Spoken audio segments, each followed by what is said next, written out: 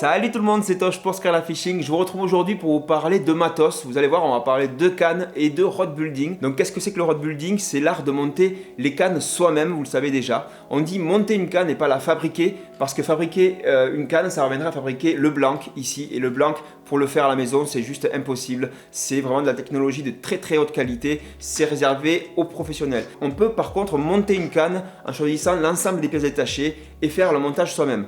Pour les pièces détachées, vous avez bien entendu le site Roadhouse qui vous propose un panel extra large de plein de blancs, d'anneaux, de pièces, de porte-moulinets, voilà, de poignées, etc. Vous choisissez tout ça sur le site Roadhouse, vous recevez tout à la maison et vous pouvez commencer à le monter. Tout ça c'est bien joli, mais on n'est pas tous super à l'aise forcément avec le fait de monter une canne soi-même à la maison pour plusieurs raisons. Soit parce qu'on manque de place, soit parce qu'on n'est pas vraiment un bricoleur dans l'âme, ça se comprend aussi. C'est un peu mon cas, je laisse tout ça à Canito. Mais moi je voulais une canne quand même assez personnalisée et je voulais faire du rod building. Donc il existe une alternative bien entendu pour avoir votre canne perso unique, rien qu'à vous, c'est de faire appel à un rod builder. C'est ce que j'ai fait moi pour ce projet-là qui est tout simplement la plus belle canne et la meilleure canne que j'ai jamais eue de ma vie. Voilà, j'ai fait appel à Jean-Charles Claudel de Jazz Fishing Rod. C'est une toute petite société qui vient de monter.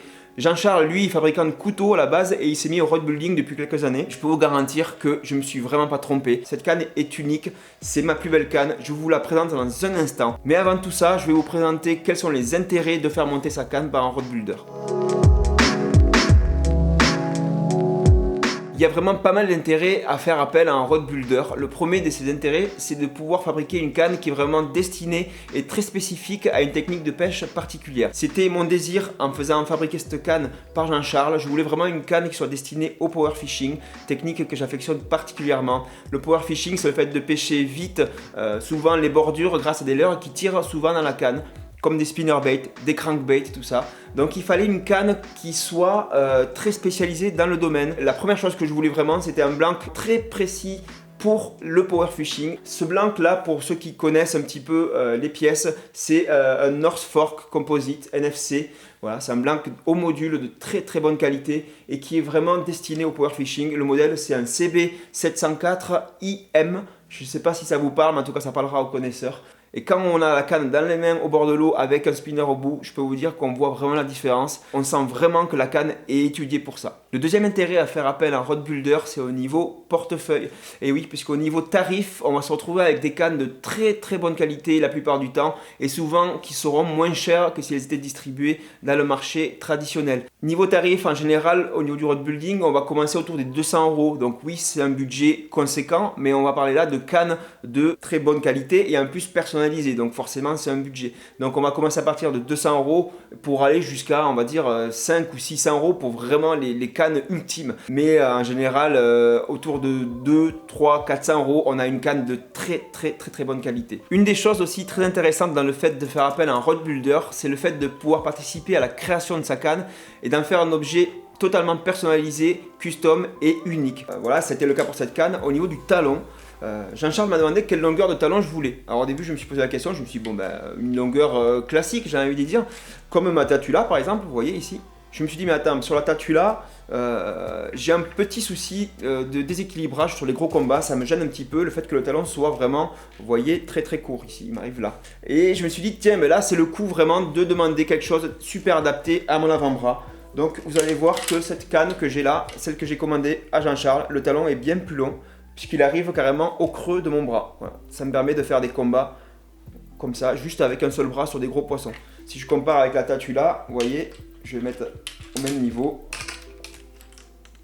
Voilà, vous voyez la différence de longueur de talon là. Alors au début Jean-Charles se demandait si je me trompais, je lui ai dit non, je veux vraiment une canne qui a un talon et une réserve dans le talon qui soit assez imposante. C'est quelque chose qu'on a étudié tous les deux, qui n'était pas forcément évident au début, mais une fois qu'on a la canne dans les mains, c'est vraiment là qu'on se rend compte qu'on a un objet qui est vraiment unique et fait pour soi.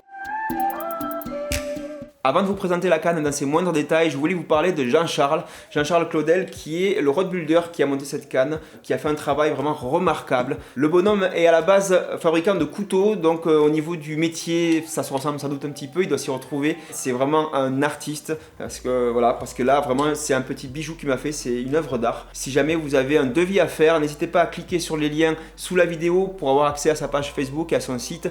Vous pourrez rentrer en contact avec lui et vous pourrez commencer à parler de votre projet ensemble. Il pourra vous proposer 3 gammes de cannes différentes. L'entrée de gamme chez Jazz Fishing Rod, c'est déjà des cannes de qualité, des blancs de qualité malgré tout, mais qui sont équipées de manière assez économique, notamment au niveau du porte-moulinet, des poignées, au niveau des anneaux aussi. Donc vous aurez un blanc qui sera vraiment déjà pas mal, mais le tarif sera un petit peu rabaissé grâce à des équipements un peu plus économiques. Le moyen de gamme chez Jazz Fishing Rod, ça sera là des blancs qui vont vraiment grimper encore au niveau de la qualité, avec notamment quelques blancs au module de la marque Rain Shadow principalement. Là, on se retrouve vraiment avec des cannes qui sont spécialisées dans certains types de pêche, comme je vous le disais tout à l'heure. On arrive sur des produits qui sont vraiment de très beaux projets. Et si jamais vous êtes prêt à investir encore un peu plus pour avoir un objet unique, vous pourrez avoir accès à la gamme HG qui est le top du top, le summum de ce qui se fait dans le road building. Voilà, vous aurez accès à des blancs NFC, des blancs au module, vraiment très spécialisés, très sensibles. Au niveau tactile, c'est juste dingue. Je vous garantis que celle-là, par exemple, c'est un confort de pêche qui est inégalable. Vous aurez accès à des anneaux anodisés comme celui-ci avec des couleurs personnalisables. Au niveau du porte-moulinet, vous aurez sans doute un porte-moulinet peint. Celui-là, c'est pas le cas. Et malgré tout ça, au niveau tarif, vous serez quand même en deçà des tarifs pratiqués dans le marché normal pour des cannes de très haut standing. Allez, je vous présente mon petit joujou perso, j'en suis extrêmement fier. C'est vraiment la plus belle canne que j'ai jamais eue de ma vie. Et le fait d'avoir un produit vraiment 100% fait pour soi et personnalisé, voilà, avec Scarna Fishing, c'est un produit que je ne vendrai jamais, que je garderai toute ma vie. Et si je devais en garder qu'une, ça serait celle-là. Au niveau des caractéristiques du blanc, donc ce blanc-là est un blanc avec une puissance de 8,22 grammes qui travaille avec une action un peu spéciale. On va dire que c'est une action qui est entre le moderate et le fast. Voilà, une action un petit peu molle sur la pointe, mais on va dire fast sur l'ensemble du blanc. C'est assez spécial, je vous en parlerai juste après. En longueur, elle fait exactement 2,13 m. Avoir un petit peu de longueur, je pense que c'est vraiment important au niveau du power fishing pour avoir une bonne distance de lancer, pour avoir un bon confort et des bonnes sensations au niveau de l'animation des leurres. Le talon, comme je vous l'ai dit tout à l'heure, est un peu plus long que sur les cannes normales, mais ça c'est voulu. En flotte, finalement, ça me gêne pas du tout. Beaucoup de gens pensent que pour le flotte tube, il faut avoir un talon court. Personnellement, moi je trouve pas. On peut avoir un talon très long. Il n'y a pas longtemps encore, je pêchais avec une Schwarzanker où le talon faisait la taille de mon bras en flotte, ça ne me posait pas vraiment de problème. Je préfère avoir un talon long pour vraiment avoir l'occasion de pouvoir faire un combat comme ça en appui sur mon avant-bras plutôt que d'avoir tout sur le poignet. Si on a un silure de 1,50 m et plus, je peux vous dire que le poignet, lui, il va trop fatiguer très vite. Et souvent en flotte, pendant qu'on est en combat, on a tendance à chercher des pinces, plein de trucs. Donc on a besoin d'avoir une main de libre. C'est pour ça que je voulais aussi un talon assez long. La première chose qui marque quand on voit cette canne, c'est déjà la couleur et la personnalisation, puisqu'elle est aux couleurs de Scarna Fishing. Voilà, et du bleu un peu partout et du blanc. À commencer par la vignette ici avec le nom de la chaîne et le logo. Donc qui est sous le vernis là, qui est ligaturé, c'est super joli. Il y a une autre petite vignette ici avec le nom de la boîte de Jazz Fishing Rod, la boîte de JC. Ensuite on a des anneaux anodisés bleus un peu partout. Alors c'est un reflet bleu qui est hyper beau, qui brille bien, qui est magnifique. Voilà, il y a des petits détails un peu partout sur le long de la canne, jusqu'aux ligatures qui sont elles aussi bleues. Bleu, c'est un bleu en plus qui est brillant. La grande classe, c'est au niveau des anneaux aussi, qui sont tous anodisés, donc ils sont de couleur bleue comme ça, un peu le même bleu qui brille. La rame d'anneaux, c'est des Fuji KR Concept en titanium, donc des super anneaux très légers. Au niveau du porte-moulinet, c'est un porte-moulinet Fuji qui peut être peint en temps normal sur les cannes haut de gamme, mais qui là est un modèle plutôt standard et c'est tant mieux. Les poignées sont en EVA. L'EVA, c'est l'espèce de mousse compacte noire que vous voyez là. Donc on a ici le grip, là où on tient la canne, et le butt ici, qui est le talon. On m'avait proposé de le faire en liège aussi. Je préférais en EVA pour avoir un côté sombre et noir comme celui-ci. Et ici le petit logo, vous voyez, de Jazz Fishing Rod. On peut même mettre un petit logo ici, c'est super joli. Au-dessus du moulinet, ici, un quick lock avec des finitions un petit peu carbone, une imitation carbone qui est vraiment très jolie et qui encore rappelle avec une touche de bleu ici l'ensemble de la canne. Maintenant, le seul souci qu'il peut y avoir au niveau de l'esthétique, c'est au niveau de la couleur de la tresse. Trouver une tresse bleue, c'est pas gagné, donc tant pis. On fera avec une tresse blanche pour rester dans les couleurs de Scarna Fishing ou même rouge. Voilà, ça fera bleu, blanc, rouge, écoutez. L'ensemble est parfait au niveau de l'équilibre avec mon Revo SX de chez Abu Garcia, mon moulinet casting. Que dire de plus sur l'aspect esthétique? Vous voyez, je sais pas si vous voyez le carbone qui est vraiment mat. Ça j'adore, c'est vraiment très très joli. Voilà, il n'est pas verni, c'est un carbone qui est vraiment très sobre et très très élégant, très joli. Maintenant on va passer au second aspect de cette canne qui est très original. C'est le montage des anneaux que vous voyez sans doute là, puisqu'ils sont montés en spirale. Ils ne sont pas alignés comme sur la plupart des cannes casting ou spinning. Alors quel est l'intérêt de monter des anneaux comme ça en spirale ou avec un montage brésilien, c'est comme ça qu'on l'appelle aussi. Il y en a plusieurs.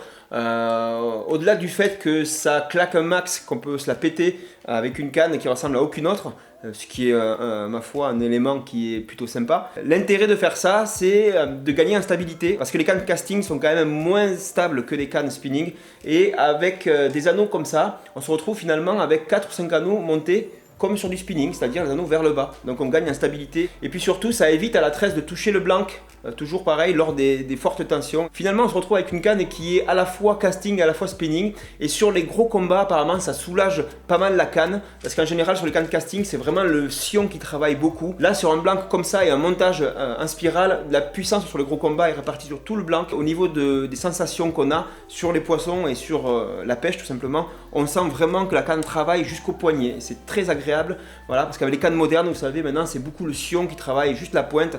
Là vraiment, on sent le combat jusque dans l'avant-bras, c'est très agréable.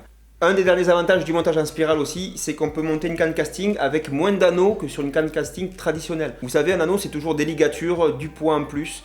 Alors là, avec ce montage, apparemment, on économise quelques anneaux, ce qui fait qu'au final, on se retrouve avec une canne qui sera au final plus légère et qui coûtera un poil moins cher. Voilà, je vais vous donner maintenant pour terminer mon ressenti sur cette canne en action de pêche. Donc, bien évidemment, j'ai essayé d'être le plus objectif possible, même si c'est une canne qui est un peu spéciale. Voilà, quand on reçoit ça, on est déjà conquis déjà par l'aspect. Mais en termes de pêche, bon, il a fallu que je prenne un peu de recul et que je prenne bien un mois de test avant de faire un retour à JC. J'ai pour l'instant rien à dire de négatif là-dessus, c'est juste un niveau de canne au-dessus de ce que j'utilisais jusqu'à maintenant. Alors il y a plusieurs choses qui me marquent, c'est au niveau de l'action du blanc. Ce blanc est tellement destiné au crank qu'il en est vraiment assez spécial à pêcher finalement. On le voit très vite puisque c'est juste le dernier tiers ici qui est assez mou et qui va absorber toutes les vibrations de l'animation du leurre. Ce sillon qui travaille un peu mou comme ça serait peut-être un peu moins adapté pour des pêches à gratter ou des pêches au leurre souple. Avec cette action-là, on se retrouve avec une canne qui est finalement assez rigide mais qui absorbe très bien les vibrations du crank et du spinner. Donc on n'a pas une nouille dans les mains, on a vraiment une canne dédiée pour le power fishing et on le sent de suite dès qu'on pêche avec. Au niveau des distances de lancer, je peux vous garantir que cette canne est prête à satelliser des leurres. Je ne sais pas si c'est la pointe qui est un peu molle, qui fait effet catapulte, ou si c'est les anneaux en spirale en fait qui libèrent plus facilement le fil. Mais en tout cas, j'ai fait des lancers mais qui sont simplement incroyables avec cette canne. A savoir que la puissance de ce blanc est du 8-22 grammes. Je pense qu'elle peut envoyer un peu plus, mais c'est pas non plus une canne qui est faite pour des gros leurres. Elle est vraiment très spécialisée, donc je pense qu'elle peut aller facilement jusqu'à 30 voire 35 grammes. Avec ce blanc, je vais pêcher avec des leurres qui se situent entre 10, 15, 20 grammes à peu près. Elle est tellement résonante et tellement tactile, si vous voulez, que en fait, finalement, même en vertical, même avec une action un peu régulière comme ça, qui va travailler sur tout le blanc, même en vertical, on va ressentir absolument tout, quoi. C'est vraiment assez impressionnant. Donc finalement, moi qui passe d'une tatula à ça, je me retrouve avec une canne qui est vraiment dans la gamme au-dessus et qui me permet de pêcher finalement un peu tous les styles. Pour vous donner un ordre de prix, vous allez vous dire oui mais bon t'es bien gentil mais ça vaut une douille. Effectivement c'est un budget, cette canne là qui est vraiment exceptionnelle, je vous le redis, je vous le dirai 10 000 fois s'il le faut, tourne autour des 400-440 € à peu près au prix d'achat. Donc c'est un budget effectivement qui est élevé, mais pour quelqu'un qui comme moi pêche depuis toujours et qui pêchera sans doute pendant encore longtemps, c'est vraiment un achat coup de cœur. Et le fait d'avoir un produit vraiment 100% pour soi, ça rajoute énormément de plaisir. Voilà, je crois vous avoir tout dit sur cette Scarna Rod. Je n'ai pas encore donné de nom. Je sais pas si je donnerais un nom, ça serait peut-être pas mal. Voilà. Je vais acheter de ce pas un nylon pour la protéger et pour les transports parce que voilà, là je vais pas prendre de risque de plier un anneau ou de marcher dessus. Je vais faire vraiment attention pour une fois. N'hésitez pas à aller voir les pages de JC, Jazz Fishing Rods. Il pourra sans doute vous faire un petit bijou pour vous, comme ça, totalement personnalisé. En tout cas, je vous le souhaite. Pour ceux qui en ont les moyens, n'hésitez pas parce que c'est vraiment une super expérience. Moi, je vous dis à très bientôt pour une autre vidéo de Scarna Fishing. C'était Tosh. Ciao!